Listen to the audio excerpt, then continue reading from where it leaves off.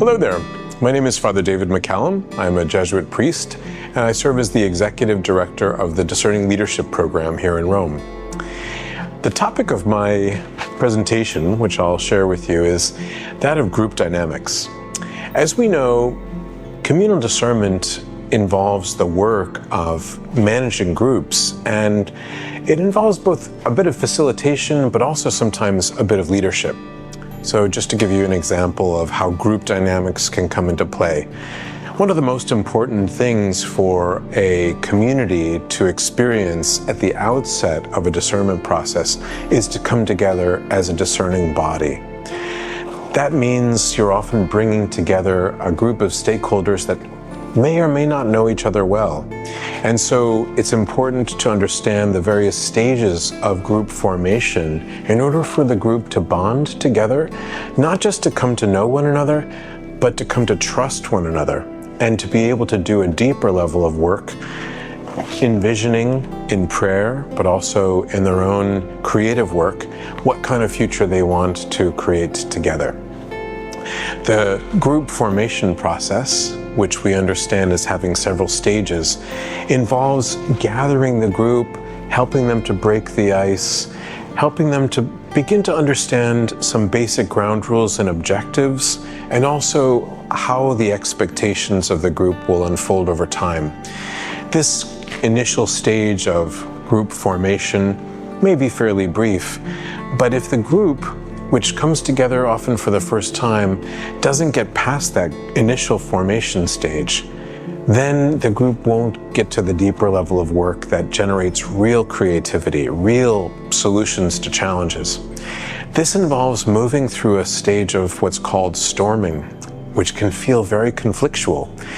At this stage, the facilitator has to also become a bit of a leader in the group to help create a sense that the group has a future, that they can get through this period of division and a little bit of tension, and that in fact the diversity of their views are valued and essential in order to do the deeper work that's in coming into the future. After the storming phase, we call it, the role of the facilitator of a group process like this is to shift to helping the group develop good norms, good ground rules that help it to do a higher level of work and that can contain some of the active tensions. For instance, if a group is trying to resolve some challenges that involve how to attend to local needs, but also to do them with some central or global understanding of objectives, the group has to learn how to balance this tension in a fruitful way, and norms can be helpful for that process.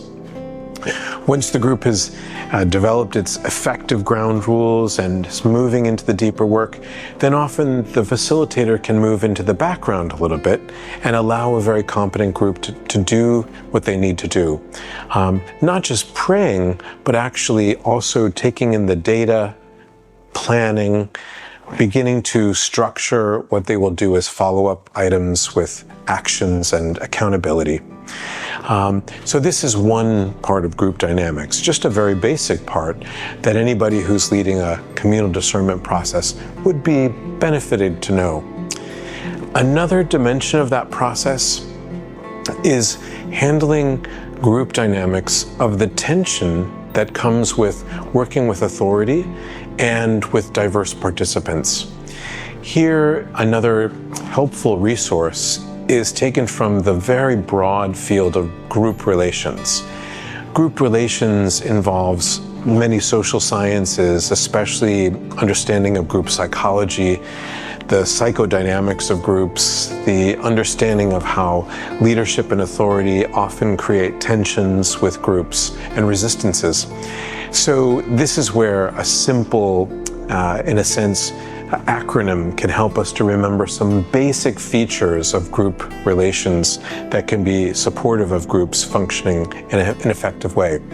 BART, B-A-R-T, stands for boundaries, authorities, roles, and tasks. If at the outset of a group process, a facilitator can make very clear the timeline, These are the boundaries: the timeline, the resources that are to be allocated, the various ways in which authority will have to take accountability at a certain stage in the process to make the decision, who will be responsible for follow-up. These are boundaries. And boundaries help to establish a bit of psychological security and clarity for a group. Authority, A. So many times a group wants to exert more responsibility, and sometimes a group wants to exert less. That balance, that kind of push and pull of who has authority in a group, is something also that a group facilitator has to take accountability of. In a sense, the idea is for God to be the one exerting the most authority in the group, and for the group to be discerning carefully how the Holy Spirit is unfolding. But that often has to be mediated by people who exercise authority in the group as leaders, as followers. The balance of leadership from a hierarchical point of view and from a participatory point of view, this is an essential feature of synodality.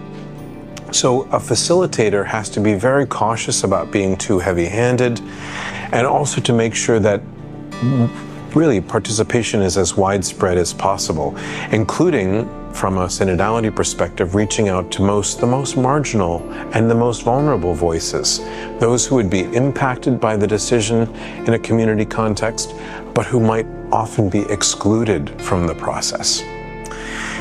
R stands for roles. A facilitator of these kinds of processes needs to be very clear about pinpointing what are the essential roles that have to be fulfilled. Who will take responsibility? By when will they fulfill their certain responsibilities? This clarity is extremely helpful. And finally, T. So boundary, authority, role, and tasks. Each role has certain functions that have to be fulfilled in order for the group to move forward. And even in the discernment process, which is often about taking in the data, trying to come to a consensual understanding of the reality, envisioning together with God the future that is desired, then moving forward to take responsibility for how to make it real, how to make it practical, how to make it concrete. And this is where tasks come into play. So what I've just shared with you is just a very brief insight into the content for this particular module on group dynamics and the relationship to communal discernment.